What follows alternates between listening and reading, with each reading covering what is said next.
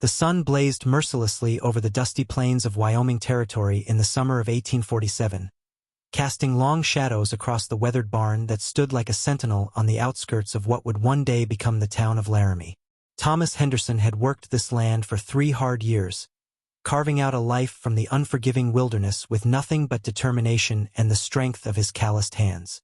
The barn held his hopes, his meager livestock, and on this particular morning, something far more disturbing than he could have ever imagined.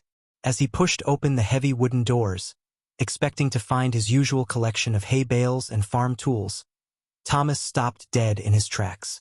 There, suspended from the central beam like some grotesque scarecrow, hung the lifeless form of a young blonde girl, no more than 12 years old.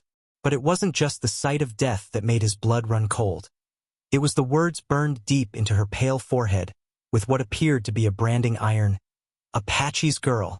The smell of charred flesh still lingered in the morning air, suggesting this horrific scene had been staged sometime during the night, while Thomas slept peacefully in his cabin just 100 yards away. His hands trembled as he reached for the rope, knowing full well that this discovery would change everything about his quiet frontier existence. The nearest neighbor lived 5 miles east, and the closest thing resembling law enforcement was Sheriff Pike Morrison, who operated out of a ramshackle office in Fort Collins, a good day's ride through dangerous territory. Thomas knew he had to make a decision quickly. The Apache tribes in this region had been increasingly hostile toward white settlers, and if word spread that an Apache-marked body had been found on his property, it could mean death for every homesteader within 50 miles. But as he looked closer at the girl's features, something didn't add up. Her blonde hair was too clean, her dress too fine for someone who had been living with Native Americans. The fabric was Eastern-made, probably from one of those fancy shops in St. Louis or Kansas City. Her hands were soft, unmarked by the harsh life of the frontier, and around her neck hung a small silver locket that caught the morning light. Thomas pried it open with shaking fingers and found inside a tiny daguerreotype of a well-dressed man and woman standing in front of what appeared to be a large mansion. These were wealthy people, not the kind who would allow their daughter to wander into Apache territory. As Thomas studied the scene more carefully, he noticed other details that troubled him deeply. The rope around the girl's neck was new, recently purchased, not the weathered hemp that most settlers used for their daily work. The knots were tied with military precision, the kind taught to cavalry soldiers, not the rough bindings typically used by Apache warriors. Furthermore, the girl's feet barely touched the ground, suggesting she had been placed there by someone tall and strong, someone who knew exactly what they were doing.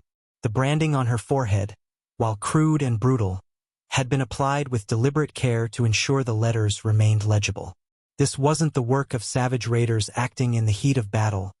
This was calculated, planned, designed to send a very specific message. But what message, and to whom? Thomas cut the girl down gently, wrapping her small body in an old horse blanket from the barn. As he did so, he noticed something that made his heart race with fear and confusion. Clutched in her right hand was a brass-button military issue, with the insignia of the United States Army clearly visible. The implications of this discovery hit Thomas like a physical blow. If Army personnel were involved in this girl's death, reporting it to the authorities could be more dangerous than keeping silent. The frontier was a place where military law often superseded civilian justice, and soldiers were known to close ranks when one of their own was accused of wrongdoing. At the same time, Thomas couldn't simply bury the child and pretend nothing had happened. Somewhere, her parents were probably searching frantically, not knowing whether she was alive or dead. The weight of this terrible knowledge pressed down on him as he stood in his barn, surrounded by the tools of his simple farming life, holding evidence of a crime that could destroy everything he had worked to build. He made the decision to ride to Fort Collins immediately, hoping that Sheriff Morrison was an honest man who would pursue justice regardless of the consequences. What Thomas didn't know was that his discovery had already set in motion a chain of events that would reveal corruption, betrayal, and murder at the highest levels of territorial government. The ride to Fort Collins took Thomas through some of the most beautiful and treacherous landscape in the Wyoming Territory. Rolling hills covered with buffalo grass stretched to the horizon, broken by deep ravines and rocky outcroppings that could hide a dozen Apache warriors or army deserters with equal ease. As his horse picked its way carefully along the narrow trail, Thomas found his mind racing with questions about the dead girl. How had she come to be in his barn? Who had killed her and why? The branding suggested Apache involvement, but everything else about the crime pointed to white perpetrators with military connections. Perhaps someone was trying to blame the Apache tribes for a murder they hadn't committed, hoping to provoke a military response that would benefit certain powerful interests. Thomas had heard whispers in recent months about territorial officials who were eager to claim Apache lands for mining and railroad development. Men who would profit enormously from a full-scale Indian war that would drive the tribes from their traditional territories permanently. As the sun reached its zenith, Thomas spotted the wooden buildings of Fort Collins rising from the prairie like a mirage. The town was little more than a collection of rough-hewn structures built around a trading post and a military garrison, but it represented civilization and law in a land where both were precious commodities. Sheriff Morrison's office occupied the ground floor of a two-story building that also housed the town's only doctor and a small general store. Thomas tied his horse to the hitching post and walked slowly toward the door, steeling himself for what he knew would be a difficult conversation. The brass button in his pocket seemed to burn against his leg, a constant reminder of the dangerous knowledge he now possessed. When he pushed open the office door, he found Sheriff Morrison seated behind a battered wooden desk, cleaning his revolver with practiced efficiency. Morrison was a lean man in his 40s, weathered by years of frontier life but possessed of sharp intelligence that showed in his pale blue eyes. Thomas told his story carefully, watching Morrison's face for any sign of recognition or concern when he mentioned the military button. The sheriff listened without interruption, occasionally asking for clarification about specific details. When Thomas finished speaking, Morrison sat in silence for several long minutes, his fingers drumming nervously on the desktop. Finally, he spoke in a low voice that barely carried across the small room. "Thomas, what you've described is more dangerous than you realize. There are forces at work in this territory that don't take kindly to interference with their plans. That girl you found, she might be the daughter of someone important, someone whose disappearance has already been reported to authorities back east. If that's the case, there will be federal investigators coming to look into this matter, and they won't be satisfied with simple explanations or convenient scapegoats." Morrison stood and walked to the window, gazing out at the dusty main street where a few townspeople went about their daily business. "I'm going to ask you to do something that might seem cowardly, but could save both our lives. I want you to go home and act as if nothing happened. Don't talk to anyone about what you found. Don't ask questions. Don't even hint that something might be wrong. I'll handle the investigation quietly, working with contacts I have in the territorial government and the military." Thomas felt a surge of anger at Morrison's suggestion. "Sheriff, there's a dead child involved here. Her parents deserve to know what happened to her, and whoever killed her needs to face justice. I didn't come here to participate in some kind of cover-up." Morrison turned from the window, his expression grave. "Thomas, I understand your feelings, and I respect them. But consider this. If military personnel are involved in this girl's death, reporting it through official channels could result in the evidence being destroyed and witnesses being silenced permanently. The frontier justice system isn't equipped to handle crimes that involve territorial politics and military corruption. Sometimes the only way to ensure that justice is served is to work outside the system, gathering evidence carefully and presenting it to the right people at the right time."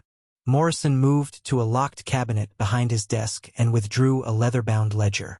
"This book contains records of every suspicious death, disappearance, and unexplained incident that has occurred in this territory over the past 2 years. There have been 17 cases that share certain characteristics with what you've described. Young victims, evidence pointing to Apache involvement, military connections that don't quite add up." The sheriff opened the ledger and showed Thomas page after page of meticulous notes, sketches, and witness statements. Each case had been investigated thoroughly, but none had resulted in arrests or prosecutions. Someone with significant power and resources has been orchestrating these murders for months, possibly years. They're using Apache raids as cover for their activities, killing witnesses, eliminating obstacles to their plans, and enriching themselves in the process. The girl you found might be the key to exposing this entire conspiracy, but only if we handle the investigation properly. Thomas studied the ledger entries, recognizing several names of families who had supposedly been killed in Apache raids. He had heard their stories told around campfires and in saloons, tales of brave settlers who died defending their homes against savage attacks.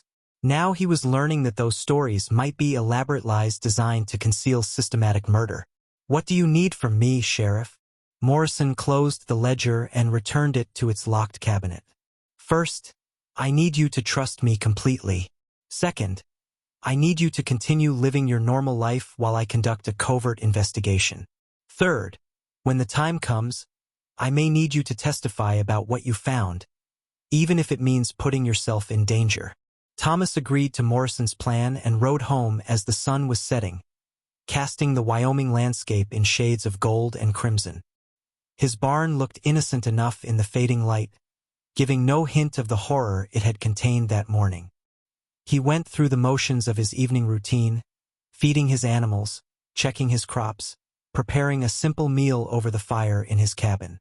But sleep eluded him as he lay on his narrow bed, staring at the ceiling and thinking about the dead girl whose name he didn't even know. Somewhere in the darkness beyond his walls, killers moved freely, confident that their crimes would never be discovered or punished. The thought filled him with a cold rage that burned in his chest like a coal from hell itself. 3 days later, as Thomas was working in his fields, he spotted a dust cloud on the eastern horizon that gradually resolved into a group of riders approaching at a steady pace. There were 6 men on horseback, all wearing the blue uniforms of the United States Cavalry, led by an officer whose brass insignia gleamed in the morning sun. The cavalry patrol reached Thomas's property and rode directly to where he was working, their horses' hooves churning up clouds of dust and dried earth. The commanding officer, a captain in his 30s with a carefully waxed mustache and cold gray eyes, dismounted and approached Thomas with military precision. "Good morning, sir. I am Captain William Harrington of the 3rd Cavalry Regiment, stationed at Fort Laramie. We are investigating reports of Apache activity in this area, and I wonder if you might have observed anything unusual in recent days."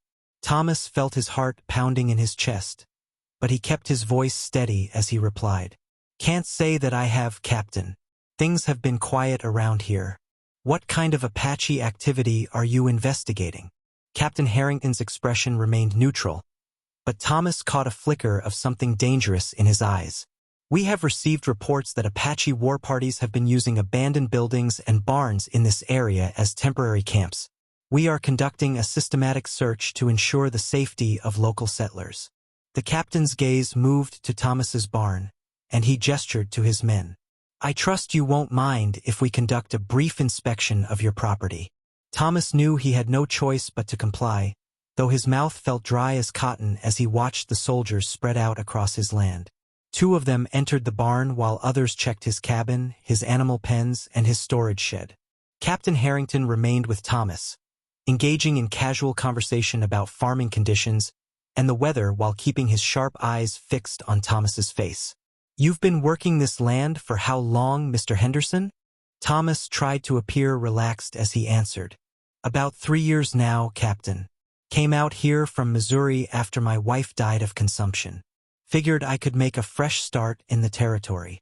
One of the soldiers emerged from the barn and shook his head slightly, indicating that he had found nothing of interest. Thomas felt a wave of relief wash over him, followed immediately by confusion. If the soldiers were looking for evidence related to the dead girl, why hadn't they found any trace of what had occurred there just 3 days earlier? Either Morrison had already removed all evidence from the scene, or these men weren't really investigating the murder at all. Captain Harrington thanked Thomas for his cooperation and remounted his horse, but before departing, he leaned down and spoke in a voice that only Thomas could hear. "Mr. Henderson, the frontier can be a dangerous place for settlers who involve themselves in matters that don't concern them. Apache raids, military operations, territorial politics, these are all subjects that simple farmers would do well to avoid. I trust we understand each other." The implied threat was clear, and Thomas nodded silently as the cavalry patrol rode away toward the west. As soon as they were out of sight, he saddled his horse and rode hard toward Fort Collins, his mind reeling with the implications of what had just occurred. The military was clearly involved in whatever conspiracy Morrison had uncovered, and Thomas was now directly in their sights. When he reached the sheriff's office, he found Morrison waiting for him with a grim expression. "I saw the dust cloud from their horses," Morrison said before Thomas could speak. "Captain Harrington and his men have been making similar visits to every homestead in a 50-mile radius, supposedly looking for Apache sign, but actually intimidating anyone who might have witnessed something they shouldn't have." Morrison poured 2 cups of coffee from a pot that had been simmering on his wood stove and handed one to Thomas. "I have news about the girl you found. Her name was Sarah Elizabeth Whitmore, and she was the 12-year-old daughter of Judge Harrison Whitmore from Denver City.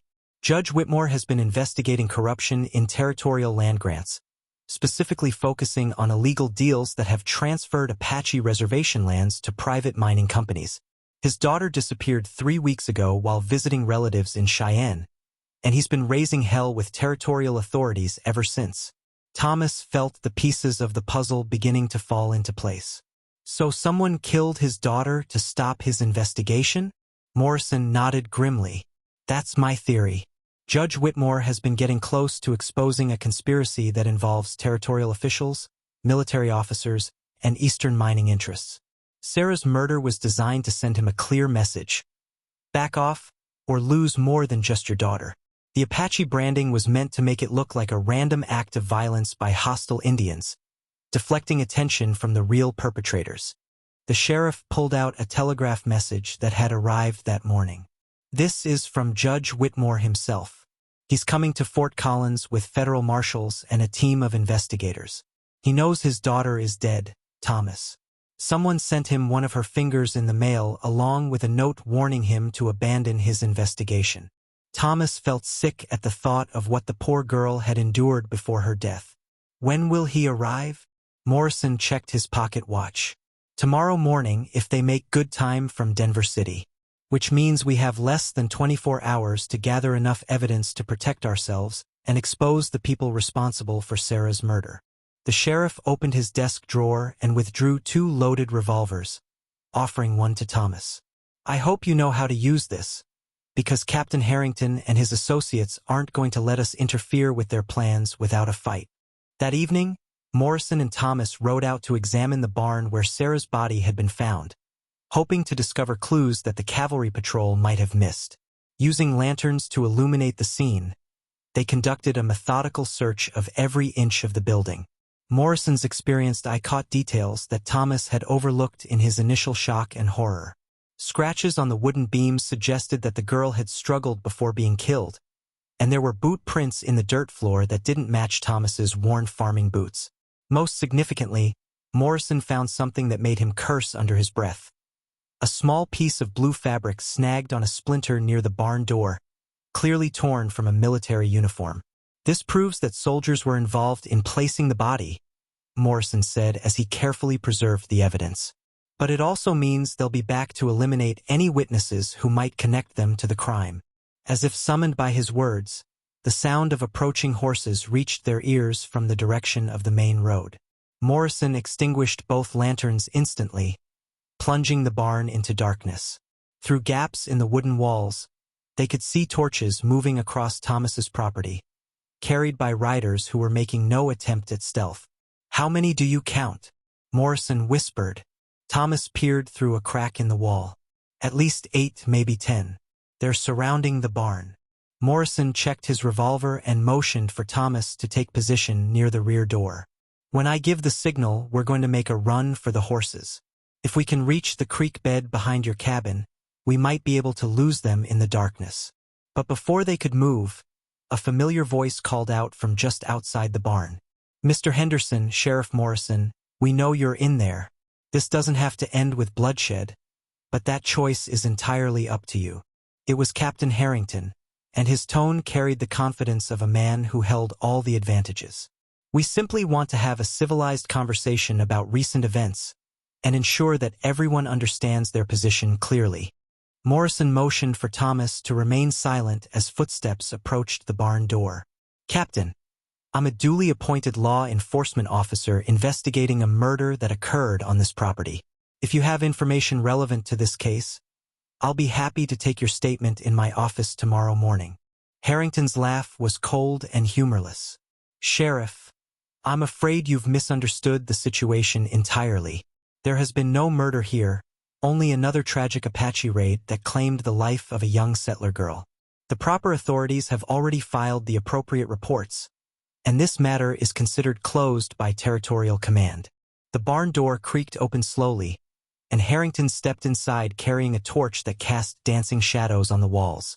However, there seems to be some confusion about the facts of this case. Confusion that could prove embarrassing to important people if it were to spread beyond this immediate area.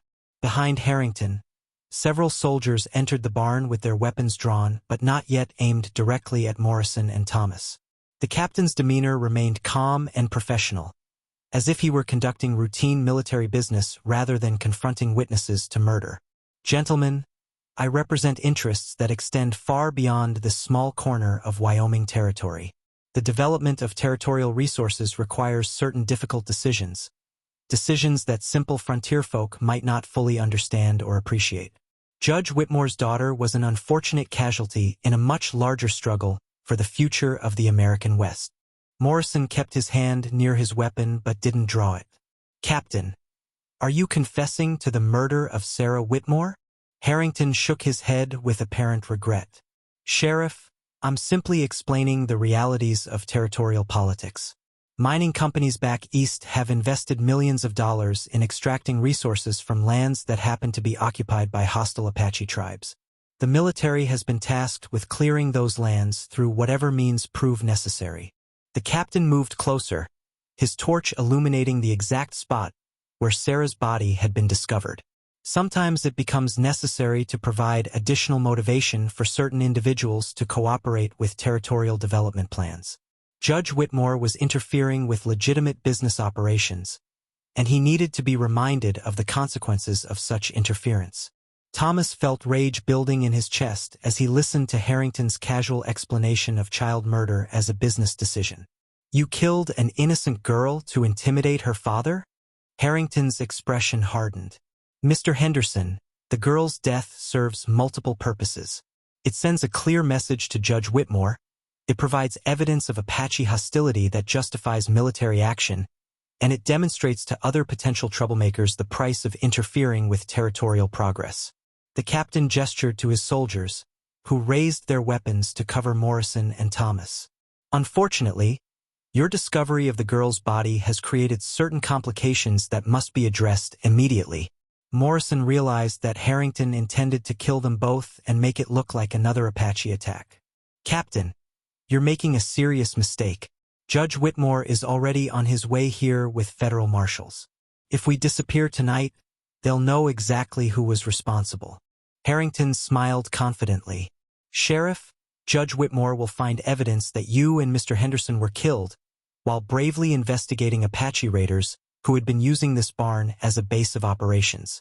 Your bodies will be discovered along with clear signs of Indian involvement, and your deaths will be added to the growing list of reasons why the Apache tribes must be completely eliminated from this territory.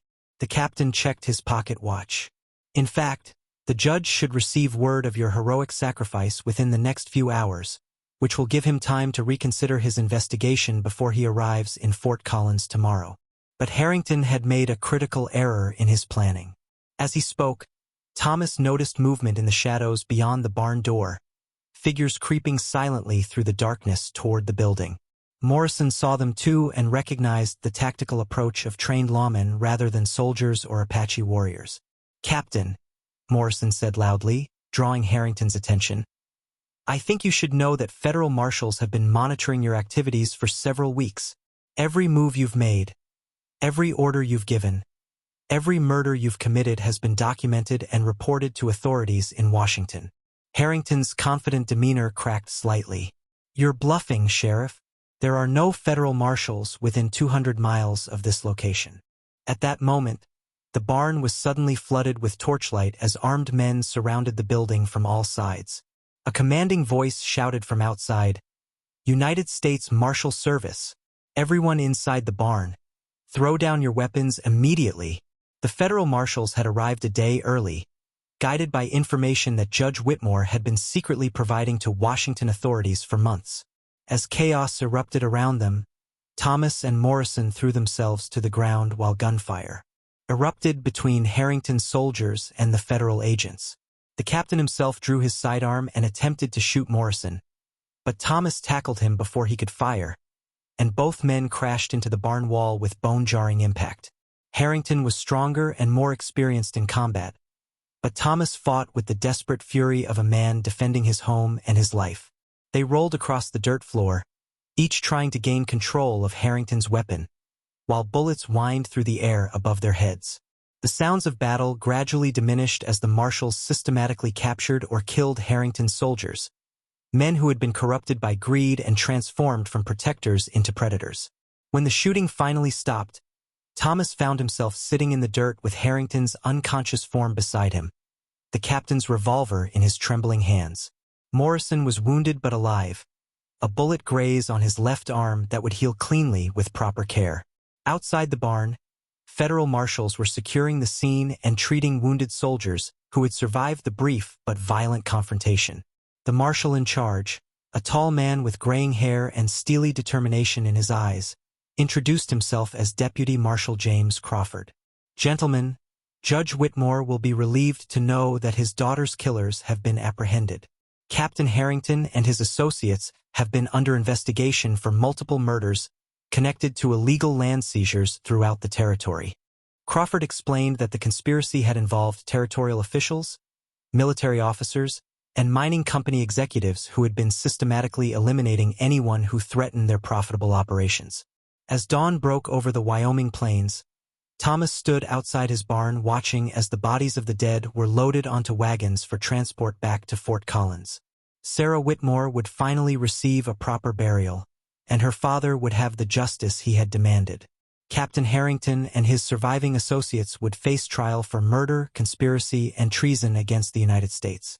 The territorial land grab conspiracy would be exposed and dismantled, protecting Apache lands from illegal seizure and ensuring that legitimate settlers could build their lives without fear of corruption or violence. Thomas realized that his simple farming life had been forever changed by the discovery of one dead child in his barn, but he took comfort in knowing that her death had not been in vain. Sheriff Morrison recovered from his wounds and continued serving Fort Collins with the respect and admiration of everyone who learned about his courage in exposing the conspiracy. Judge Whitmore arrived in Fort Collins that afternoon, accompanied by more federal agents and territorial officials who would oversee the investigation and prosecution of everyone involved in the conspiracy. When he met Thomas at the sheriff's office, the judge's eyes were filled with grief for his lost daughter, but also with gratitude for the men who had ensured that her killers faced justice.